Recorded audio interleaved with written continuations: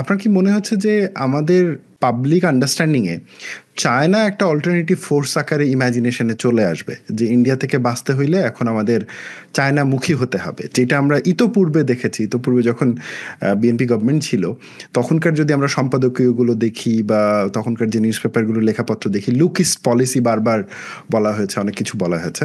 তা আমরা কি ওই ধরনের একটা রিকারেন্স দেখতে পাবো কিনা নতুন করে আমাদের পলিটিক্যাল ডিসকোর্সে? এইটা বাংলাদেশের জনগণের আকাঙ্ক্ষার জায়গা থেকে আপনি সঠিকই বলেছেন। আমরা একটা রিসেন্ট সার্ভের কথা আপনাকে বলতে পারি, যে একটা রিসেন্ট সার্ভে করা হয়েছিল যে বাংলাদেশের মানুষের পারসেপশন টুয়ার্ডস ফরেন পাওয়ার্স। তো ওখানে দেখা গেছে যে সবচেয়ে ট্রাস্টেড ফরেন পাওয়ার হচ্ছে চায়না। বাংলাদেশের মানুষ মনে করে যে চায়না হচ্ছে সবচাইতে নিরাপদ বন্ধু, কারণ সে আমাদের পলিটিক্সে ইন্টারফেয়ার করে না, সে এখানে দাদাগিরি করে না, সে এখানে হেজিমন তৈরি করার চেষ্টা করে না।